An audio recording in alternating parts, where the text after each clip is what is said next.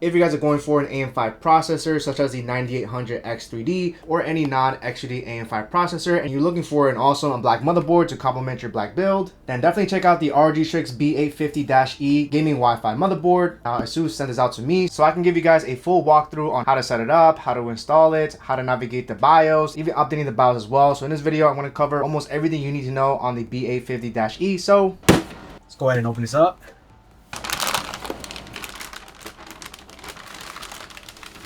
Alright guys, here we have the ROG STRIX B850-E in this beautiful all black color.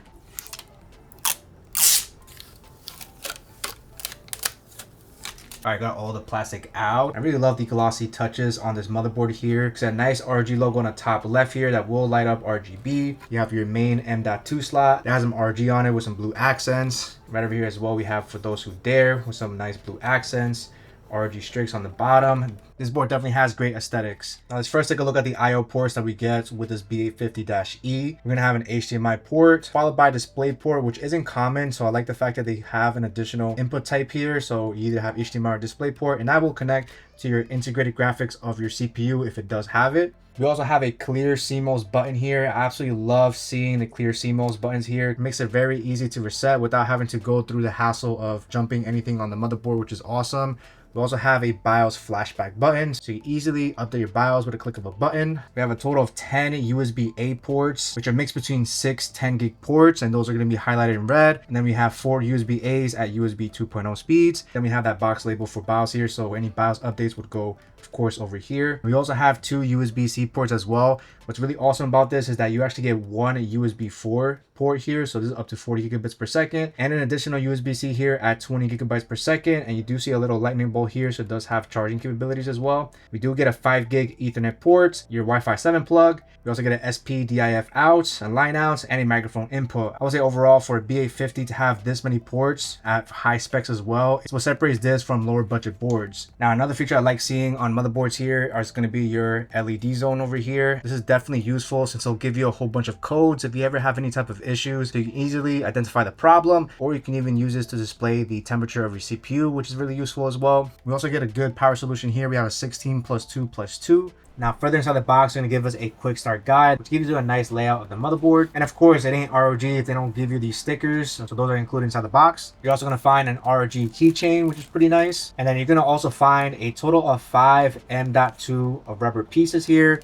And these are for NVMe drives that are single-sided. So you're also going to get a thermal pad to provide extension. This might be for the single-sided SSD. I'll double check for that to follow along. You're also going to get an M.2 Q slide. You're going to get 2 SATA cables, cable zip ties, and finally your Wi-Fi antenna. And it's going to be Wi-Fi 7. And one feature that I like about this is that it's also magnetic, and they're very easy to connect to the motherboard. Alright, so we're now ready to set up the STRIX B850-E, and here we're going to be setting up our CPU, our NVMe SSDs, and also our RAM. Starting off with the CPU, you want to go ahead and drop this latch down, push it to the right, and lift it all the way up. And then you can lift the socket cover, revealing the socket pins. Next, you're going to take your CPU out of the box. And when opening your CPU, be very careful you don't drop your CPU. And also open the CPU away from the motherboard so you prevent it from accidentally dropping on top of here. I'm just doing it over the motherboard since I have the camera right on top.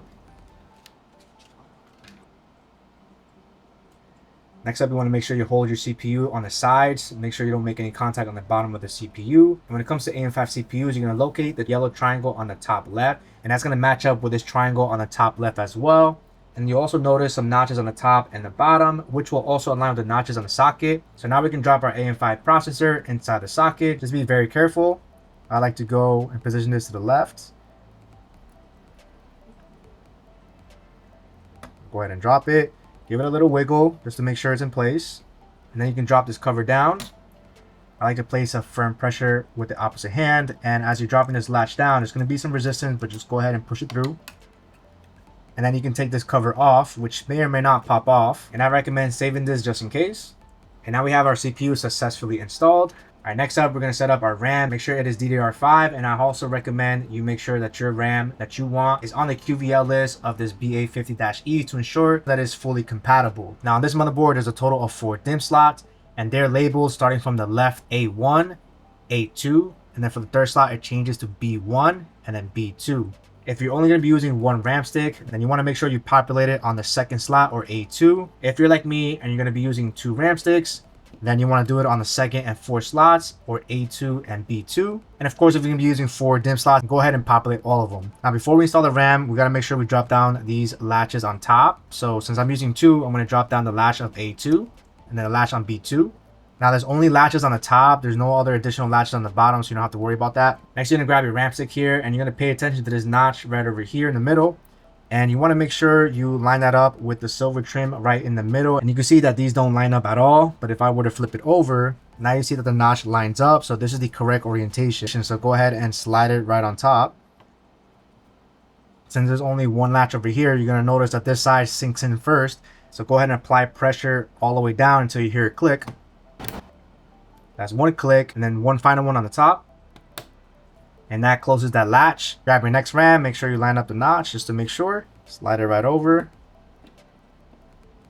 Push this one all the way down till you hear it click. And the second click. And just like that, we have our RAM successfully installed. All right, next we're going to cover NVMe SSD on the B850-E. Now the standout feature of this board is that you can actually have 5 M.2 SSDs, 3 of them being up to Gen 5 and the other 2 being Gen 4. Now I'm also going to be covering lane sharing as well as these M.2 rubbers, so follow along. So the first thing we're going to do here is we're going to expose the M.2 sockets. Now for those of you that are just going to use one M.2, then this board makes it very easy since this main heatsink has a quick release feature. So all I have to do is take this tab, push it to the right, and then lift this up, and this whole heatsink comes off. And I absolutely love this type of mechanism here. I think it's really cool. And that would expose your main M.2 socket, which directly connects to the CPU.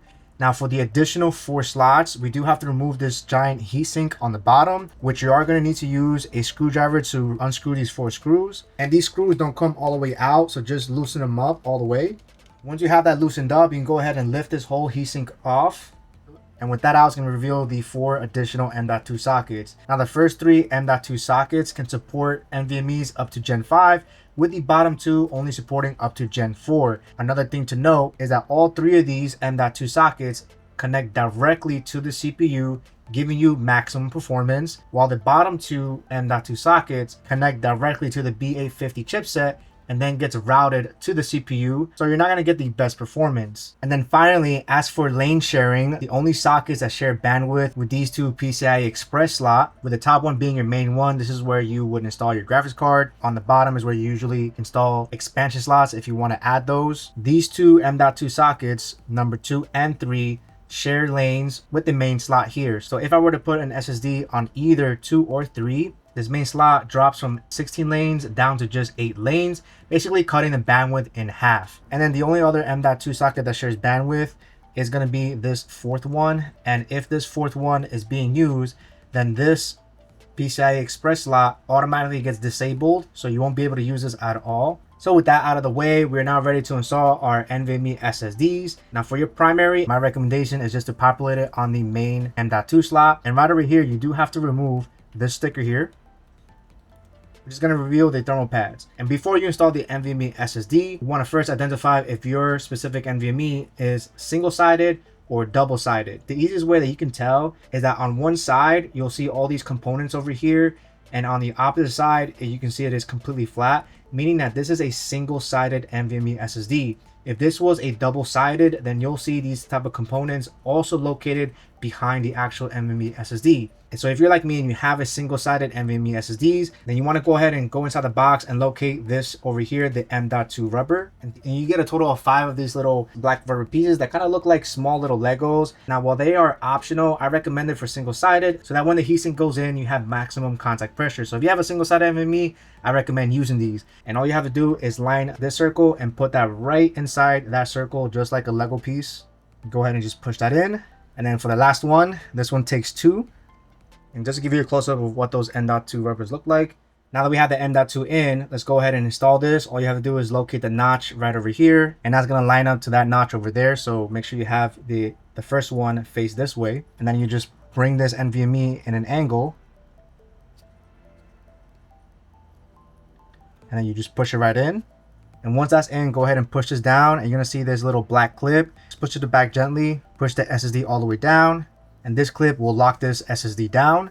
What I like about this motherboard here is that this second M.2 also includes thermal pads underneath, meaning that you get the best cooling efficiency, especially if you have a Gen 5 NVMe. You'll notice that these other sockets don't have those type of thermal pads. Another important thing about this specific second slot, you can actually fit a 22-110 NVMe, which is actually longer than your standard 2280.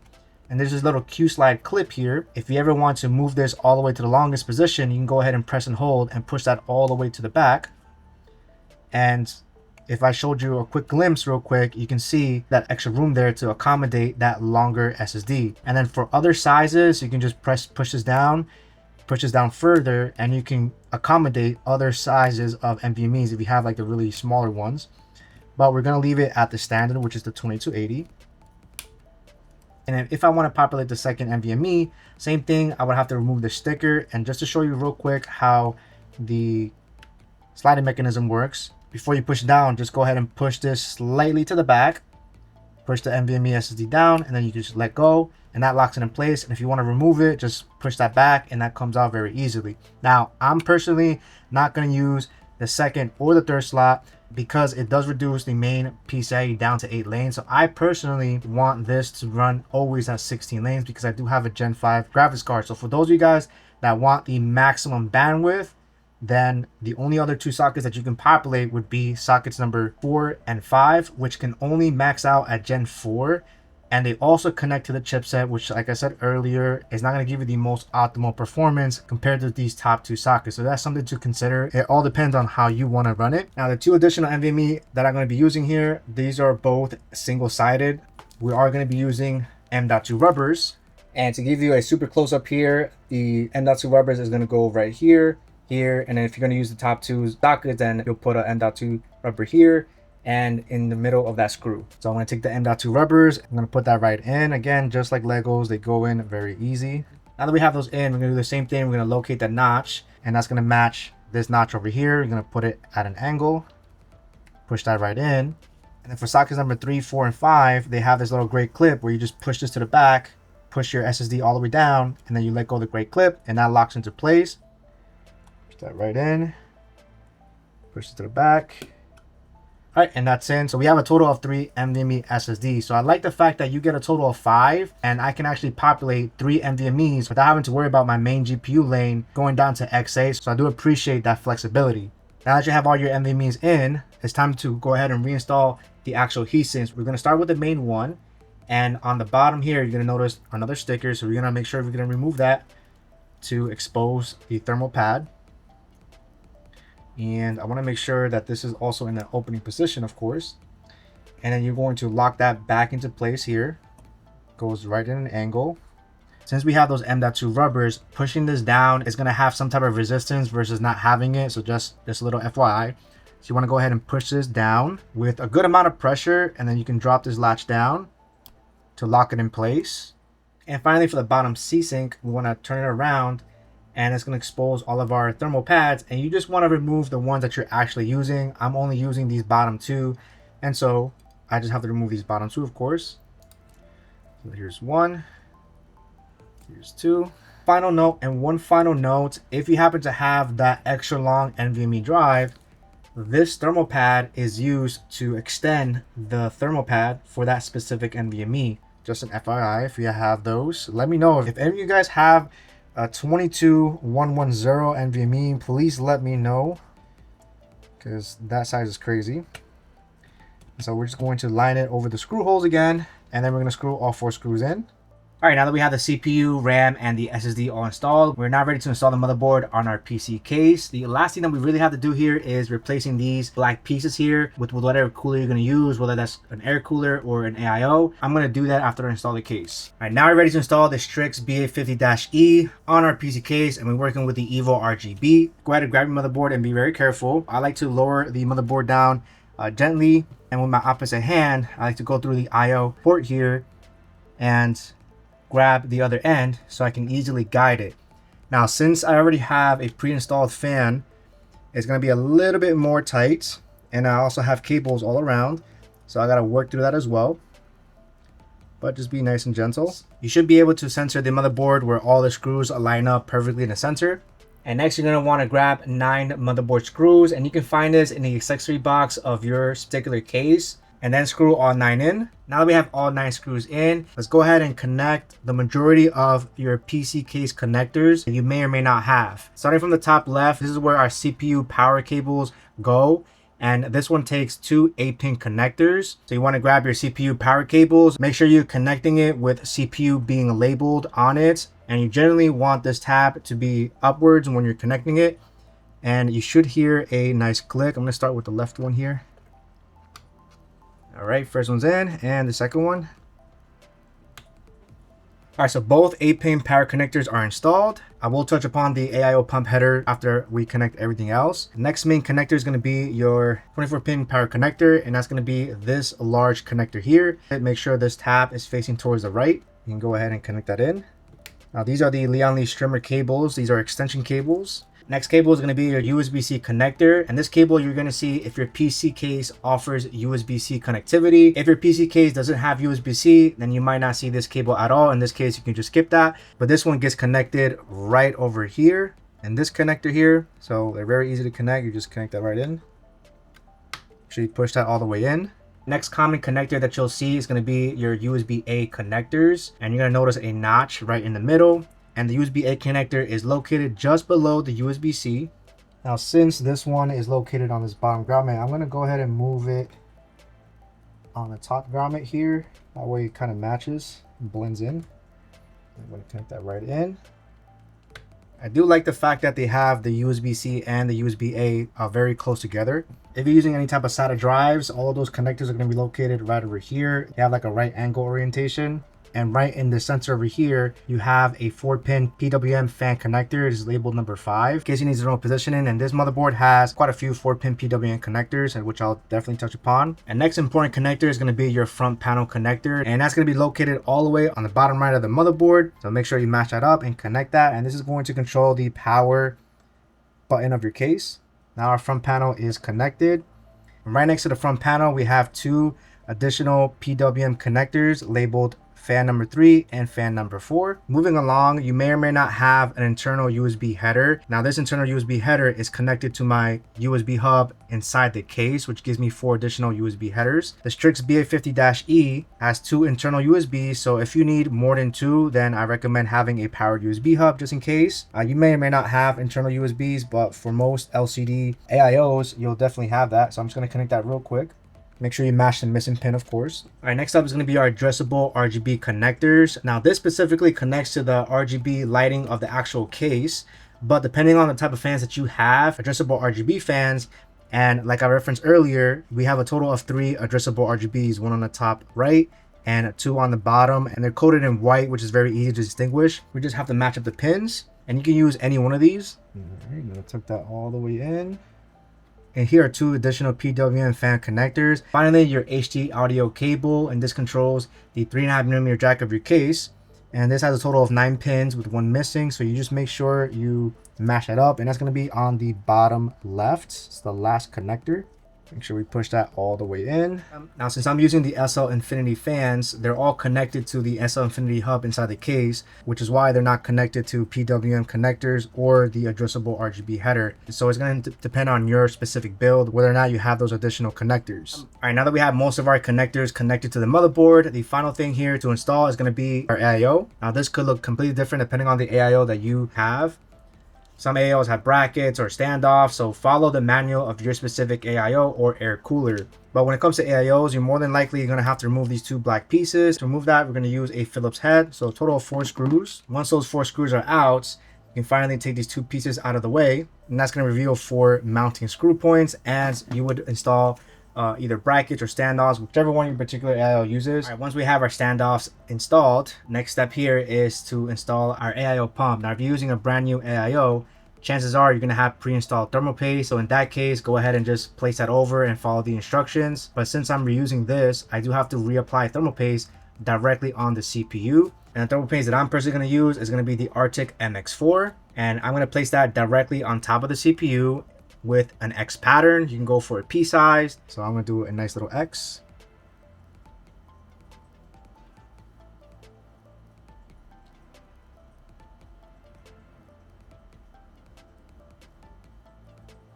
All right, now that thermal paste is there, go ahead and grab your pump.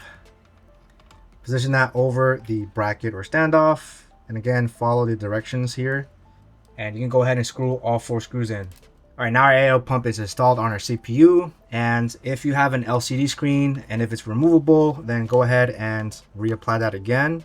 And so the final connector when it comes to AIO is you're gonna have either a 3-pin or a 4-pin AIO pump header. And when it comes to the B850-E, we have 3 headers here. Starting with the top left is a dedicated CPU fan. To the right of it is our AIO pump header. And then all the way to the top right is CPU optional. Now it's gonna completely depend on your specific air cooler or AIO. In this case, all I have to do is connect this AIO pump header, which is gonna be this one right here. Now we do have covers, little black rubber pieces covering the pins.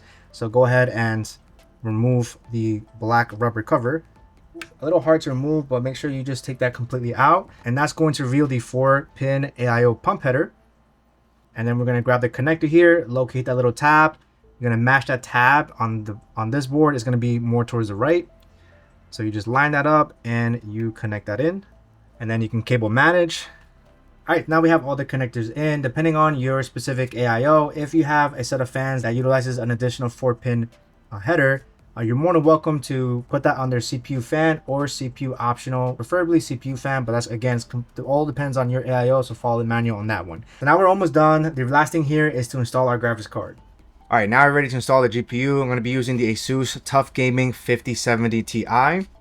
And to install the GPU is very simple. You just look at this notch over here and you're going to match that with this notch over here. And once you see the notch here, make sure you're lining it up and be as gentle as possible, of course. Once you have a good position, go ahead and push it all the way in.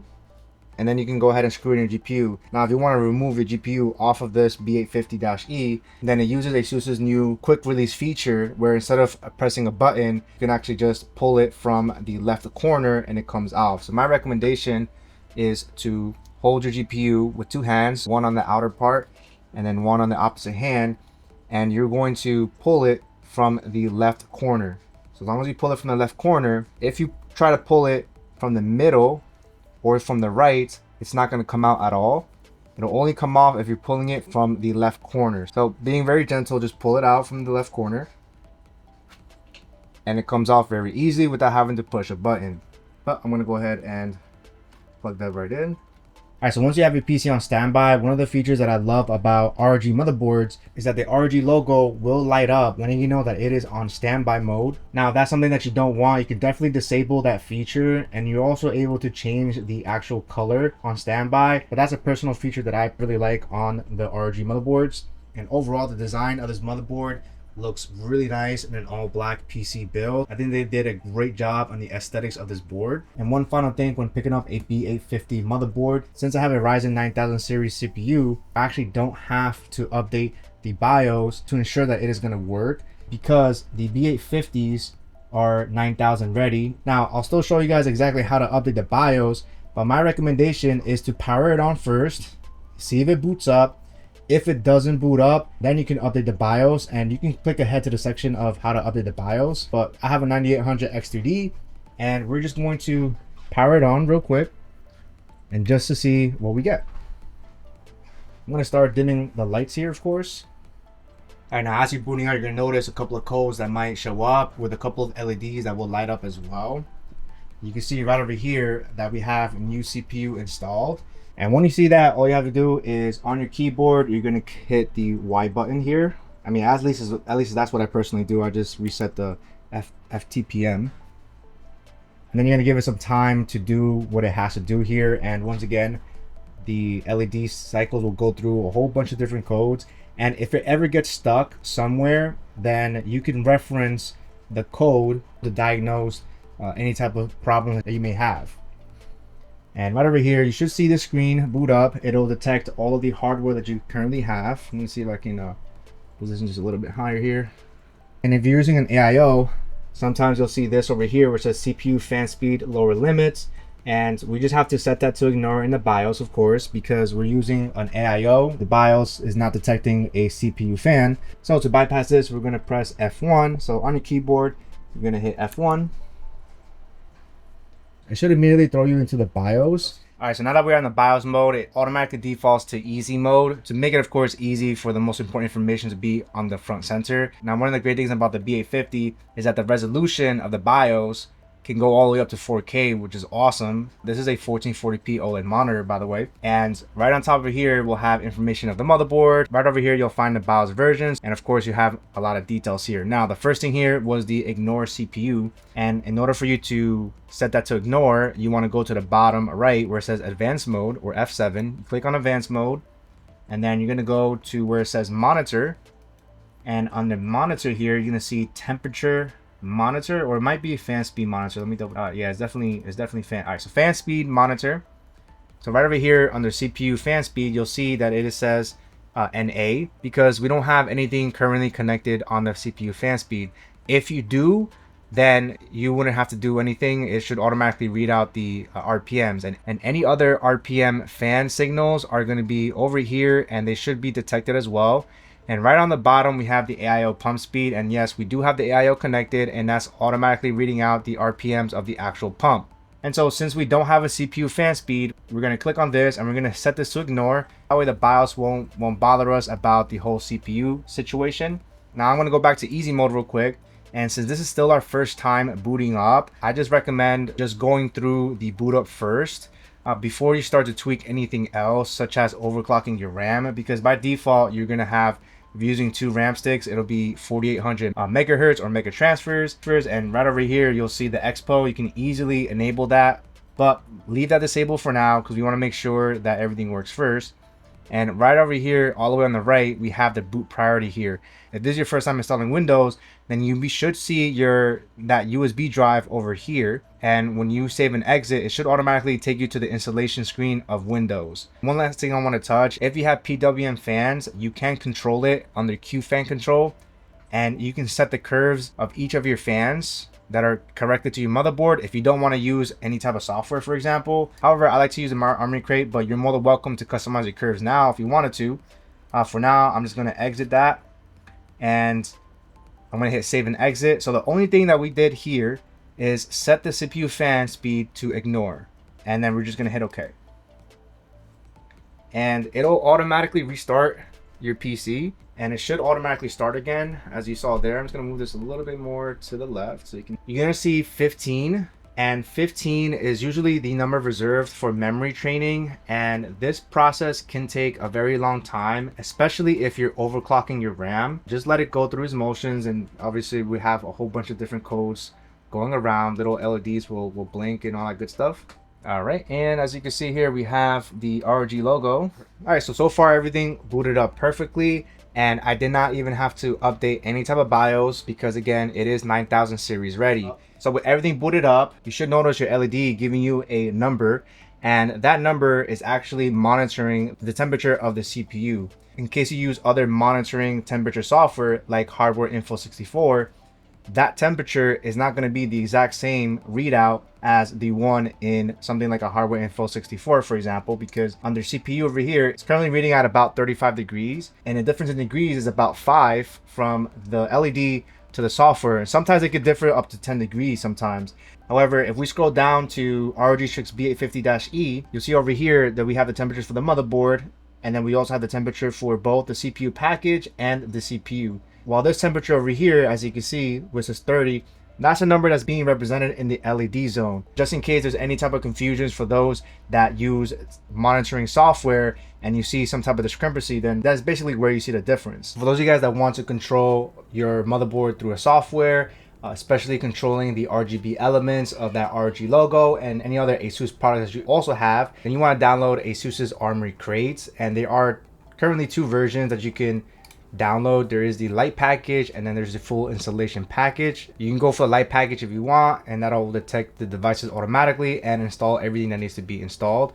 Once you have everything installed, on the dashboard here, it's going to give us a nice little layout of our motherboard here, and it'll let us know what our BIOS version is, and I'll show you guys exactly how to update that as well. We have a whole bunch of monitoring on the right side, such as frequency, temperature, your usages, your fan speeds, voltages, all that good stuff. And over here you have a short list of all of your devices, and you can quickly set your fan mode if you have PWM fans, and you can also customize that as well. Now jumping into devices here, we'll also show you a list of all the ASUS products you have. So for example, the motherboard and even the ASUS TUF 5070 Ti as well. And so to jump into the motherboard settings, you can either click on the motherboard or you can literally click on motherboard settings here. And that's going to bring you to this menu here. Now shutdown effect will control the ROG logo whenever your PC is off and on standby. You have the option of completely shutting that off. If you just want your PC to be completely dark, that's perfectly fine. You can just shut it off. I really like that feature, so I like to leave it at a static color, a nice deep red, since it's not super bright. So for any RGB elements that you have currently connected to your motherboard via adjustable RGB, as well as any other devices like your RAM, as long as you have Playground installed, you'll have access to Aura Sync, and Aura Sync will automatically detect every single device that it can sync, starting off with your motherboard, which is the main device that needs to be selected. You have all these things together, so thankfully if you have an ASUS GPU, then that can also sync if it has RGB elements. The adjustable LED strips is any type of devices you have with the adjustable RGB, which at the moment in my scenario is just the RGB strips on the Lianli Evo RGB. But if you have RGB fans connected to the headers, then that will also be synchronized. I shut off the RGB on my fans here to give you a better idea of what's controllable. And on the Aura effects here, whole bunch of different effects that you can play around with. I like to just stick it to static if I want everything to be one color. So for example, everything is white, I can easily make everything red. Options are pretty much endless here. Now if you want more custom advanced effects, then there's also the Aura Creator that gives you a whole bunch of advanced features to control your RGB elements. Now next thing here, when we go back to dashboard here, under fan, you have these different fan modes here. Custom will allow you to customize the fan curves. Under feature library, you got to make sure that you have Assistant also installed, which will give you all of these little features here. And the feature that we're going to look for is going to be Fan Expert. So Fan Expert would be the same thing. If I click on custom, it will automatically jump into Fan Expert. And once you load up Fan Expert for the first time, it does give you a reminder to do auto tune on all of your fans that you have connected. But currently I don't have anything connected besides the AIO Pump. The AIO Pump is the only device on this setup that I have connected to the motherboard. Everything else is controlled separately through a separate controller. Now the next thing that I want to touch upon here is going to be the updating your BIOS. Now I said earlier, you don't need to update your BIOS if you have a 9000 series CPU. As long as everything boots up, you're perfectly fine. However, updating your BIOS can help make things better, such as better stability and better compatibility. You're gonna go on the main page of the motherboard here, so make sure you look at ROG STRIX B850-E. On the top right, you're gonna see support. Over here, you're gonna go to driver and tools, and you're gonna select BIOS and firmware. And over here, you'll see the latest BIOS update. And then when we hit show all, this will show all of our BIOS. Now, as you can see, from all the way from the bottom here, version 0326 is the BIOS version that we currently have, meaning that there has already been a few updates, beta versions and whatnot. So the latest one at the time of this video is version 1022. And it does give us enhances in performance for the 9950X3D and 9900X3D processors. So that definitely might be useful for you. All of these enhancements will also be featured in that BIOS update. So very easily, we just have to download. Make sure you have a USB drive, of course. You're gonna locate the file that you just downloaded, and you wanna make sure you extract the files. And once you have it extracted, you're gonna see this update file or this cap file, and you wanna run BIOS renamer. And you're gonna click on any key, and that's automatically going to give us this number here, A5590. And this is the file that you're going to take, and you either cut it or you can drag it over your USB, over the root file of your USB drive. So this one, I have it on the BIOS update. I have other files here, but that's not a problem. So I can literally drag and drop or cut and paste, however you wanna do it. Make sure you have that file in the root of the drive. Next thing here, I'm just gonna quickly eject it, and I'm gonna show you exactly where to put your USB drive. But the easiest way to do this is, now that we have our update file on the USB drive, we're going to shut the computer completely off. Now that we have everything powered off, remember that I just changed the color of the shutdown effect. Now it stays at a nice red color. Or if you shut it off, then you won't no longer see that RGB lighting. So right on the back of the motherboard here, that file that we just downloaded on the root of our USB drive, you're gonna locate this box over here, which is a little white box around, and it literally says BIOS there. And that is where you're going to put your USB drive with that BIOS update file. So go ahead and put that in. Now the great thing about this motherboard, updating it from here is the easiest thing ever. All you're gonna do is locate that BIOS flashback button, which also has a white box. And all you have to do is press and hold. And when you press and hold, you should see an LED indicator right down there that will flash. So I'm gonna press and hold that real quick. And now you see that flashing. And so now what it's doing is it's basically looking for that file. And once it finds a file, it's gonna start the update process. The whole process should take you anywhere between 5 to 10 minutes. So go ahead and take a little break. And after 10 minutes, go ahead and make sure that that light is no longer flashing. All right, so after a few minutes here, you should no longer see the LED blinking anymore. Once it completely stops blinking, then the update file is basically done. Now, you're more than welcome to just unplug this USB since it's already done. And let's go ahead and power on the motherboard here. We still have the same red lighting here. I'm just gonna power this on real quick. So actually it's gonna tell us that BIOS is updating here.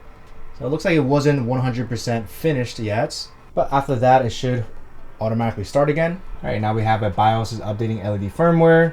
All right, so now everything is finally done. And remember in the beginning where we set off that CPU fan speed lower, since we did the new update, it kind of resets all of the settings. And so right now we're going to click on F1 and it should automatically jump us to the BIOS. Right over here, it's going to show us our BIOS version number. So now we're at version 1022. So the update was perfectly successful. So to overclock your RAM here, we have DRAM status. We're at 4800 mega transfers. If you wanted to overclock it to whatever your RAM is rated for, this case is this RAM has an EXPO profile. This will say EXPO. If you happen to have an XMP RAM, then it should say XMP, or it could even say EXPO. I'm not 100% sure. All we have to do is easily click on this and hit enabled, and that will automatically load our EXPO profile, which is DDR5-6000, and these are the timings. And that's pretty much it when it comes to overclocking the RAM. If you want to jump into more advanced features, of course, you can go to the advanced mode and under AI tweaker, and that'll obviously give you way more options here. But me personally, I just stick to whatever the EXPO profile is or XMP profile. And also if you have an X3D chip and you want to enable better performance, you do have that option under advanced mode. And under AI tweaker, you want to scroll all the way down to turbo game mode, and you have the option of enabling that if you want. So this is where turbo game mode is located at. And you also have the precision boost overdrive, again giving you more overdrive options if you want to tweak with those type of settings. Now another feature of the B850-E motherboard is the ability to do an overclock using AI. So right on top of here, you're going to see AIOC, and it gives you a whole AI overclocking guide, as well as disclaimers here letting you know that it could potentially void warranties or cause any type of instabilities. But for those of you that want to jump into overclocking and would rather let the AI run specific stress tests and learn the way that you actually use your PC to further optimize and give you more overclocking performance, then you could definitely enable that on this motherboard. Now another great feature of this B850-E is Q dashboard, which you'll see that as an option. When we click on Q dashboard, it's going to give us a full layout of our whole motherboard from the front of the motherboard and our back IO ports. And what's really cool about this is that you're going to notice some green dots, and all these green dots represent what is actually currently connected to our motherboard, which I think is really cool and very useful if you ever have trouble with, let's say, certain USB drives. So the more the USBs I put in, so I'm going to quickly try to put this in to see if it recognizes it. Gonna connect that to a random one, and yeah, it lit up. So that's a pretty cool feature. And on the bottom right, we even have a drop down to be more specific. So if I want to just detect the USBs, it'll detect all the USBs. If I go to SATA, this will do all of the SATA storages, just the M.2s. You can see all the fan layouts here. I'll only have the AIO pump, and that's a really nice, useful feature on this ROG motherboard. So once we're done, we're gonna hit save and exit one last time.